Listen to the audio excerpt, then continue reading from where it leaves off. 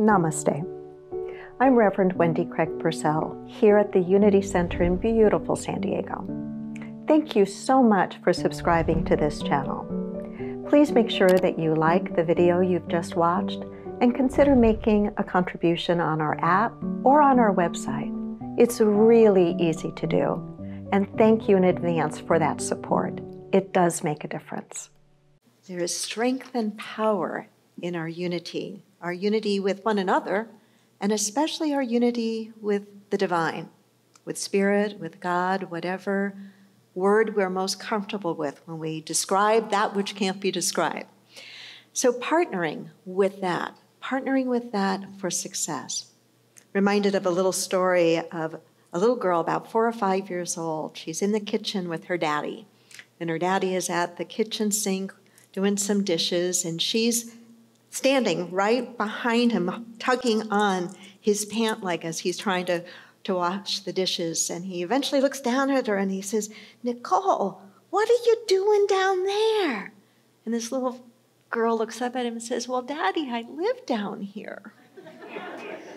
And what I love about that cuteness of that answer, "Daddy, I live down here," is in a way, it's a very metaphysical answer. You and I live where we are. We live right here, right here. And so much of our life is dependent upon how we look out at the world around us, how we look at the problems before us, the opportunities before us, the situations before us, the people before us. But we're living within the confines of our consciousness. When that little girl said, "Well, Daddy, I live down here," she lives in her consciousness, not just a physical state, just as you and I live in our consciousness. It influences absolutely everything. I don't doubt for a moment that each of us is born for incredible greatness. Now, that greatness doesn't look exactly the same from person to person, but each one of us is born for greatness. Each one of us is an offspring, a child, an expression of that divine, of that presence, of that God, of that Buddha nature, whatever we want to call it. We are each an expression of that, and that is something that is great. That is something that is great. I've always enjoyed the statement in the Bible, "Eye has not seen, nor ear heard what God has planned for those who love God." Or for the words that remind us, "Know ye not that ye are gods? Know ye not that ye are gods? Know not that you have been made just a little less than the angels." I think that one's meant to keep us open-hearted and humble. But each of these attempts to speak to that potential within every single one of us. And so how do we unleash more of that? How do we live from a greater understanding of that when in many ways there's a lot that comes in from the outside that is somewhat discouraging, that somewhat suggests that somehow we're not good enough, that we're flawed? Thoreau said, "There is not much difference between people, but what little difference there is makes a big difference." It's also been said that the margin of greatness is small. Think about that for a moment. The margin of greatness is small. Now I'm stepping into really scary territory here because I'm about to use an example from baseball. And that's the little round white one, right? I do know the difference between a baseball and a football, but that's about as far as it goes. But I understand that in professional baseball, that if a player is a pretty decent fielder and can maintain a hitting average of 250, one hit for every 4 times at bat, that they can have a pretty successful career. Not a great career, but an okay career. But the ones who sign all the big contracts, the ones who get the endorsements, the ones who get paid a lot, are the ones who can maintain a 300 average. And the difference between the 250 and the 300 is only one more hit in 20. That's a pretty tiny margin, really, and yet it expresses in a tremendously different end result. I think the same is true for you and me, that if we could put a bit more effort into the things that we do, if we could approach things more from the standpoint of taking Spirit, taking God on as our partner, that we would see ourselves being able to do so much more of whatever it is that is important to us, that we could make a bigger mark, if you will, on making the world a better place, on creating families that are more meaningful and closer, and finding a life purpose that is deeply satisfying. I think these are the basic things that so many of us are looking for. So how can we approach some of that? How might we partner with Spirit for greater success? There are 5 ideas that I want to share with you. And they're not going to be earth-shattering ideas, but what I can say is they will work. They will work. They will work them, as they say in AA. It'll work if you work the program, right? These ideas will work if we work them. The first is this: the idea of aiming higher and thinking bigger. Aiming higher and thinking bigger. Say that with me. Aiming higher and thinking bigger. Aiming higher and thinking bigger. This is a really old-fashioned story, but I still like it. There's a part of me that's kind of old-fashioned. It's about a guy and a gal out for their very first date, and when he takes her to the door to say goodnight to her, he wants to give her a kiss, but he's kind of shy, and he gives her a kiss, but it lands right on her chin. And he says to her, "How'd you like that?" And her answer was, "Next time, aim a little higher." I know that doesn't fit with the world today, but I still like that. Aim a little higher, aim a little higher, aim a little higher. Think a bit bigger. What is it that you're wanting to accomplish in your life right now? I don't know what it is, but whatever it is, can you think a little bigger, a little bolder about it? I was talking to a ministerial friend and colleague just a few weeks ago, and we were reminiscing about some of our journey as ministers, and she was telling me a story about a congregation she had been serving and how there was a gentleman that had been part of that community for about 3 or 4 years, always very quiet, never really got involved in any of the activities, never to her knowledge had contributed either in volunteer time or in financial support, but was there every Sunday, would come in for the service, leave right when the service was over, and one day he called her and wanted to go out for lunch, and she said, "Well, sure." And so he wanted to know about her and wanted to know about the church, and they talked a bit, and she said it was a very pleasant conversation as she had remembered it. And then a few weeks later, he had called again and asked about getting together for some conversation, and he wanted to hear something about her dreams and plans for the ministry. So she told him about some of the projects that they were working on. And then he invited her for one more lunch. And he asked her, "So tell me about your projects again, and what will it cost?" And she told him, and right then and there, he wrote out a check and handed it to her. And it was a substantial amount of money to fulfill that entire project. And he had said, "I have been watching you for these 4 years, and you seem to really walk your talk." And as she was telling me this story, I thought, what a great, great story. She says, "No, Wendy, the problem was I only told him about a small part of what I was really dreaming of for the church. And what I know and what I found out to be true after the fact is I had played too small. If I had told him what I was really going for, he was prepared to write a check for that." She said, "I'll never forget that lesson. The lesson was as valuable in many ways as what the gift could have been, because the lesson taught me to think bigger, to be clear with the universe what it is I want, and to do whatever I can with honesty and integrity and with strength and faith and courage to do my part, but to aim higher, to think bigger." Second idea is this: to ask God, Spirit, to help you get comfortable being uncomfortable. Because when we think about it, the things that are our goals, the things that are our dreams, our ambitions, require us to do something more or something different than what we've already done. And for most of us humans, that can bring up what kind of emotion? You don't have a clue? Let me give you one it brings up for lots of people. Fear. How do I do it? What if I fail? What if I look stupid? What if it doesn't work out? And so we play it safe, thinking that in playing it safe, we guarantee that we will be safe and that we will be protected. When we live only within our comfort zone, we will never get clear on what it is we are really capable of. The longer I live, the more convinced I am of what a different world we would live in and what a better world we would live in if we each supported one another to a much greater extent in living out of our greatness.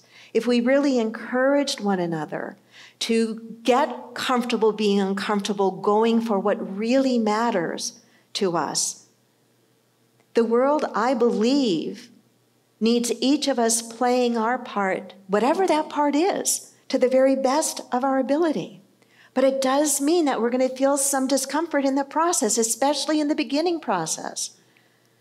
You all, I'm sure, are familiar with the beauty and majesty of the bald eagle, right? One of the largest, if not the largest, bird of prey. And they build an enormous nest. And when those little baby eaglets are hatching in that nest is strong. I forget how much they weigh and how long they take to build and how long they last. But these are incredible structures that these eagles build for the nesting. And the mother eagle will fill that nest with any soft material she can find, sometimes even pulling some of her own feathers out to soften it. Nice, cozy place for those little eaglets to hatch. But eventually what? There's the time where they can't stay there forever. They have to leave. They have to fly. And those little eaglets are often very much like us. It gets comfy in that nest. You and I are probably nesting in at least some areas of our life right now where it feels kind of comfy. And yet there's something on the other side of the nest saying, come, eye has not seen, ear has not heard what I have prepared for you, the greater good, the greater difference that you can make.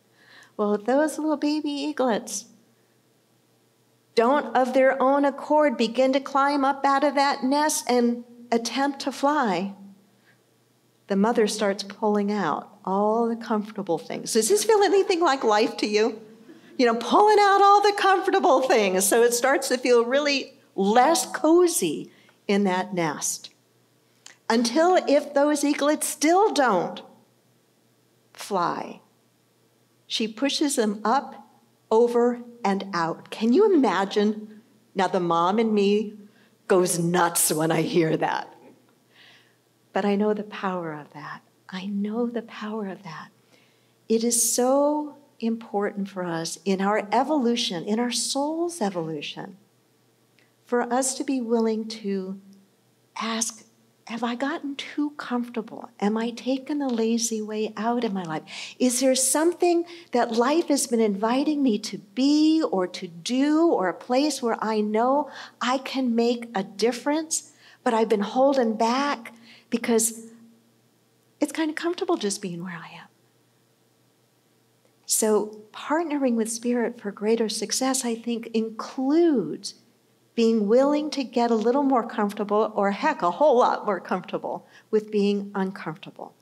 Third is it absolutely requires that we work on our attitude. Years ago, my father nicknamed, the church was then called Unity Center of La Jolla. We're going back many, many years when I founded the church. But he said, Wendy, it's not that. It's really an attitude adjustment center. And he was pretty right on about that. I think when I think about my journey in Unity, not just as a minister for a lot of years now, but when I first found Unity, it really worked on my mind. It encouraged me to think differently, to have a different attitude, to recognize when I was living in the realm of what is called stinking thinking, and to do whatever I needed to do to get out of that kind of thinking. We all know how important a good attitude is. And it begins, sometimes it's a matter of choice. We recognize, wow, I've really gotten sloppy in my thinking. I've really let myself get into this sour mood. I need to work on changing. I need to work on changing that. I need to pick the thoughts I'm going to hold on to. And so we may find ourselves going back with fresh eyes and commitment to reading our daily word, or to using the Just for Today journal, or to finding or creating affirmations that help us to improve and uplift our attitude. In Philippians 4, verses 8 to 9, it's written, "Finally, brothers, whatever is true, whatever is honorable, whatever is just, whatever is of good rapport, whatever is noteworthy, whatever is of excellence, think on these things." Right from Scripture. For those of us who want that, right from Scripture we're told, think on those kinds of things. May mean that we have to pull ourselves away, or at least put ourselves on a diet when it comes to the news. Not that we don't ever pay attention. I think we need to be aware of what's going on in the world. But only we know if we are consuming way too much of that, and consuming what Charles Fillmore, the co-founder of Unity, would have said, allowing ourselves to be inundated by race consciousness instead of lifting ourselves above that. And we do that by working on our thinking. We do that by working on our attitude. And the fourth of these 5 ideas is very akin to working on our attitude, and it is to stop feeding the excuses we make. I'm not going to ask you to confess of the pet excuses you have, but I imagine that every one of us has certain go-to excuses that we use.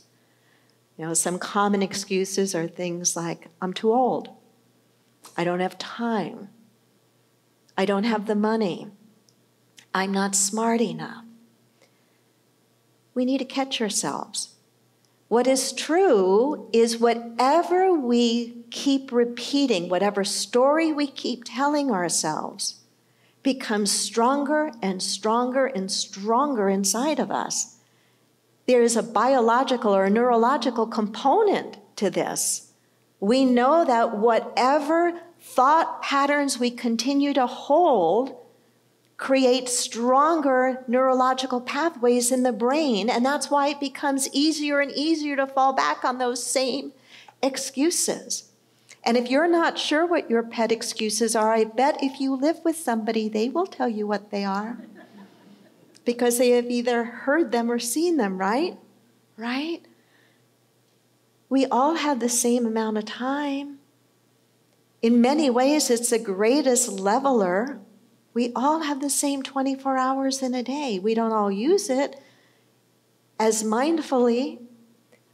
We may not all have yet the same ability to hire or bring on additional help and support. But we all still start with those same 24 hours a day. And it is entirely up to us, it's entirely up to me, how I spend those, how I invest them. And if I want to create a life or a family or a nonprofit or a business, I'm going to have to be extremely mindful and deliberate in what I say yes to of my time and what I say no to. We say, well, it's too late. Too many years have passed. I remember not too long ago a talk that the anthropologist Dr. Jean Houston gave, in which she cited a study saying that it is now confirmed, I don't know how these things are confirmed, but it is now confirmed that the middle age does not begin until you're 55. Does that make anybody besides me happy? Yeah. And I think actually it should be updated. I think it's a little past. Whatever it is, the point is we have right now all the time we're ever going to have, right? We have to stop using whatever excuses we're using and flip it around. And the very last that I would suggest is this. And I got this idea from author Lori Beth Jones, and I think it's in her book, Jesus CEO. It's the idea to watch our energy leaks. Say that with me. Watch our energy leaks. To really be more successful in whatever it is. Remember at the beginning of the lesson, I said, when you think of success, what is that to you? So whatever image or definition you were mulling over when I posed that question, what is the relationship between that and the idea of energy leaks?